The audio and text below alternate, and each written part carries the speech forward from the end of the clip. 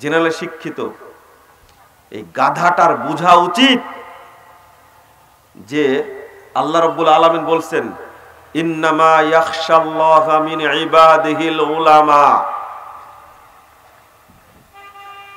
ইন্নামা, যদি আয়াতটা বুঝার শক্তি থাকতো তাহলে বিশ্লেষণ করত। তাই আল্লাহ বলছেন শুধু আলেমরাই, কেবল আলেমরাই আল্লাহকে ভয় করে।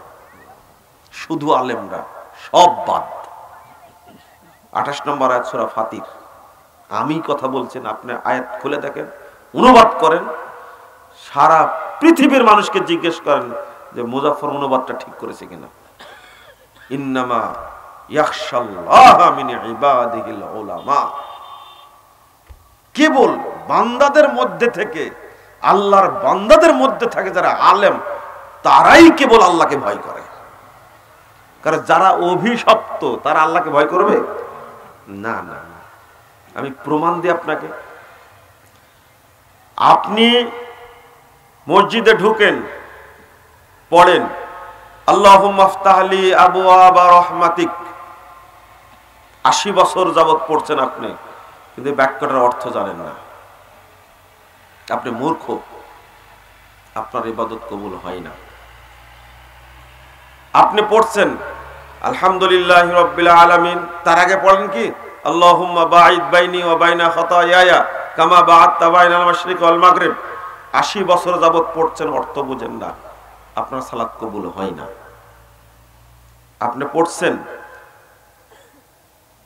সুবহান রাব্বিল আযীম, সুবহান রাব্বিল আযীম, অর্থ জানেন না। সূরা ফাতিহার অর্থ জানেন না, আপনার সালাত হয় না। আপনি সেজদা দিয়ে পড়ছেন সুবহান রাব্বিল আলা, অর্থ জানেন না। সেজদা দিয়ে বলছেন রব্বিক ফিরলি যামবি কুল্লাহু ওয়া দিক্কাহু ওয়া দিল্লাহু ওয়া আওয়ালাহু ওয়া আখিরাহু ওয়া লানিয়াতাহু ওয়া সিররাহু, পড়ছেন, অর্থ জানেন না, কবুল হয় না। সাহাবায়ে কেরাম বলছেন, তাবিঈনে বলছেন ইন্নাল্লাহা লা ইয়াকতুবু মিনাল আবদি, আল্লাহ রাব্বুল আলামিন বানমিন সলাতিহি, তার সলাতের কোনো অংশ আল্লাহ লেখেন না ইল্লা মা আকালা মিনহা, যতটুকু জানে আল্লাহ ততটুকু কবুল করেন। যা জানে না সালাত সম্পর্কে সেটা কবুল হয় না।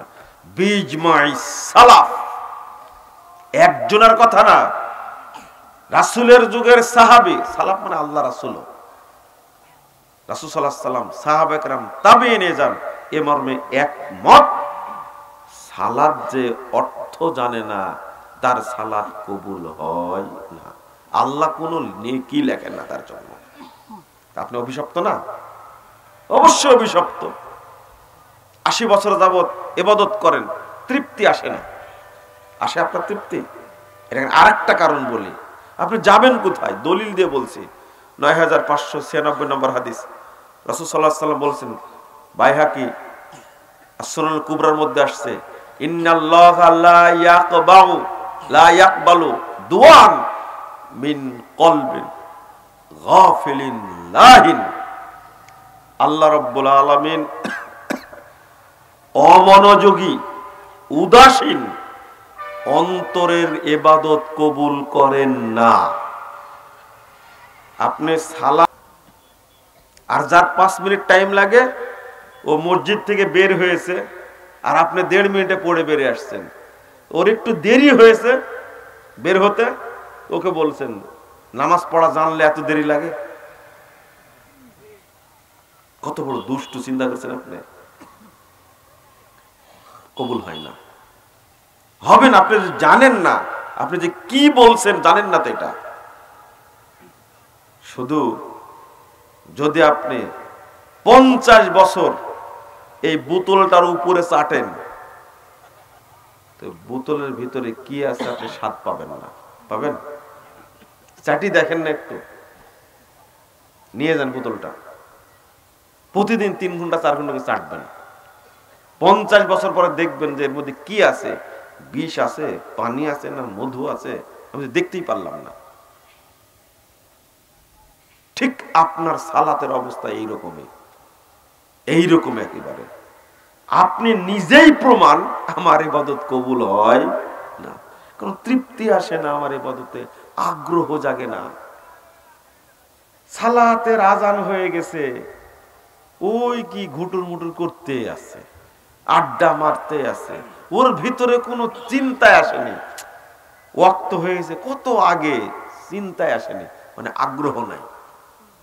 এক নম্বর হলো আগ্রহ থাকা লাগবে, 2 নম্বর হলো তৃপ্তি থাকা লাগবে, 4 নম্বর হলো জান্নাতের আশা থাকা লাগবে, 3 নম্বর হলো জান্নাতের আশা থাকা লাগবে। আশা বুঝতে পারছেন? আমি জান্নাত পাবো ইনশাআল্লাহ, আমি কবরের আযাব থেকে মুক্তি পাবো, আমি আশা করছি আল্লাহর কাছে, আল্লাহ আমাকে কবর আযাব দিবেন না। আশা কি বুঝতে পারছেন আপনারা? এটাকে বলে আশা। আপনি কোনোদিন আশা করেছেন কিনা চিন্তা করেন। আশা কখন হয়? যখন একটা আমলের প্রতি আগ্রহ জাগে, তাই না? একজন যখন আদায় করে, সে বলতে বলতে বলতে বলতে মন একবার পকেটে হাত দেয়, দিব না দিব না, আবার বের করে। কিন্তু বক্তা ওই রকম, মানে ডোজ দেওয়া শুরু করে, 30 দেয়, 100 দেয়, দিতে দিতে দিতে 10,000 পাওয়ার দেয়, 1 লাখ পাওয়ার দেয়, 3 লাখ পাওয়ার দেয়। শেষ পর্যন্ত আপনার পকেট থেকে আপনার টাকাটা বের করেন 1 ঘন্টা ওয়াজ করার পরে। যখন চেয়েছে তখনই দিতে পারতেন, তাই না? কিন্তু এত আপনার কাছে বের করতে এত টাইম লাগে কেন? এইটা অন্তত বুঝেন, এত টাইম লাগে কেন? দিলে 5 মিনিট মধ্যে দিবেন, কিন্তু না, আপনার অন্তরটাকে নরম করতে করতে করতে করতে পাওয়ার দিতে দিতে দিতে দিতে শেষে আপনি যত চালাক, বক্তা কিন্তু তার চেয়ে আরো বেশি চালাক। টাকা ওই বের করেই ছাড়বে। এই কৌশল কিন্তু আমাদের নাই, বুঝতে পারলেন? এটা আমাদের নাই। আল্লাহ তাকে ওরকম কৌশল দিয়েছে। আপনি যেমন ছেঁচড়া, বক্তা তেমন সচেতন, টাকা নিতেই হবে। আপনাকে একটা উদাহরণ দিয়ে বুঝালাম। তো সালাত যে কবুল হয় না তার একটা দলিল দিলাম। আপনার মনটা তো অমনোযোগী, একবার সালাতে দাঁড়ায় আপনি সারা দিনের দোকানের হিসাবটা ফাইনাল করে ফেলেন, তাই না? সালাতের মধ্যে থাকেন না আপনি। আর মুমিনকে, আর হাজি যে হজ করে আসছে এতই পাঁজির পাঁজি, ও আফসোস করছে যদি আগে হজ করতাম কতই ভালো হতো। হজ করে আসার পর থেকে আরো আকাম কুকাম আরো বেশি শুরু করেছে। অথচ রাসূল সাল্লাল্লাহু আলাইহি ওয়াসাল্লাম বলছেন, আলা লা তারজিউ বাদি দুল্লালা। রাসূল সাল্লাল্লাহু আলাইহি ওয়াসাল্লাম বলেছেন, সাইল কাউনা বাদি রাব্বাকুম ওয়া ইয়াসআলুকুম আন আমালিকুম। অচিরেই তোমরা আল্লাহর সাথে সাক্ষাৎ করবে আরাফার মাঠে। রাসূল সাল্লাল্লাহু আলাইহি ওয়াসাল্লাম বলছেন, তোমরা অচিরেই আল্লাহর সাথে সাক্ষাৎ করবে, আর আল্লাহ তোমাদের আমল সম্পর্কে জিজ্ঞেস করবেন। ফালা তারজিউ বাদি দুল্লালা, আজকের দিনের পরে খারাপ হয়ে যেও না। ও আলহাজ শব্দটার জন্য গেছিল, আসার পরে ও যত আকাম কুকাম তত শুরু করেছে। বাংলাদেশের যত মানুষ হজ করেছে, এই হাজিরা যদি ভালো হয়ে যেত তা দুর্নীতিবাজ থাকতো না। যারাই হজ করেছে অধিকাংশই হাজিদেরকে চিনা যায়। কিছু হাজি আছে আল্লাহ তাদেরকে কবুল করেন, হজ থেকে আসার পরে সারাক্ষণ মসজিদ নিয়ে থাকেন, ইবাদত নিয়ে থাকেন, সৎ কাজ নিয়ে থাকেন, সারাক্ষণ চিন্তা করেন, আউয়াল ওয়াক্তে সালাত আদায় করেন, সালাতের জন্য ব্যস্ত হয়ে পড়েন, তাহাজ্জুদ পড়া শুরু করেন, আল্লাহর ভীতি তার মধ্যে আসে, আফসোস করে আমার আরো 10 বছর আগে হজে যাওয়ার দরকার ছিল, কেন যে যেতে পারলাম না, টাইম তো অল্প, 2 দিন পরে চলে যাব, বাপ চলে গেছে 80 বছর বয়সে, আমার এখন 78 বছর, এই 2 বছর আমি কি করব? এই আফসোস গুলো যারা করে আসলে তারা হাজি। কথা কি বুঝতে পারছেন আপনারা? রাগ করছেন আপনারা? বুঝেন, বুঝেন কথাগুলো।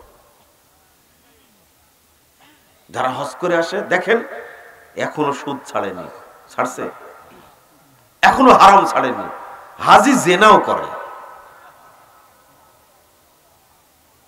আরে তার ওয়াইফ, হাজির ওয়াইফ রিপোর্ট দিচ্ছে যে আমার হাজবেন্ড হজ করে আসছে, তবলিগও করে, কিন্তু জেনাও করে। আস্তাগফিরুল্লাহ, আস্তাগফিরুল্লাহ। কি বলছেন আপনি? আমি সবার কথা বলছি না। হাজি মানুষ কি করে আকাম কুকাম করে বলেন দেখি? হারাম খাই কি করে? আর বিড়ি তো খাই।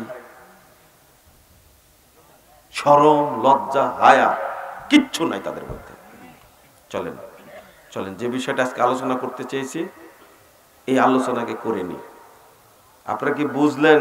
1 নম্বর বলেছি, সালাত বুঝে না পড়লে কবুল হয় না।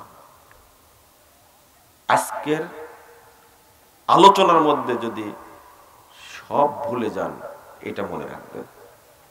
আপনি বলবেন এখন কি করব? কি করব মানে বুঝা শুরু করেন। আল্লাহকে বলতে পারবেন যে বয়স শেষ হয়ে গেছিল, আমি বুঝতে শুরু করেছি। আপনিও পাল্টে পড়েছেন তাদের।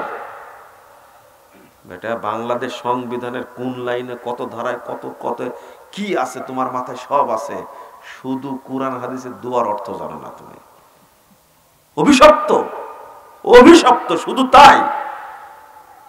কানাডার আইনে কি আছে, আমেরিকার আইনে কি আছে, তারপরে ফ্রান্সের আইনে কি আছে, ভারতের আইনে কি আছে, ওই ব্যাকুবের সব মুখস্থ, কিন্তু শুধু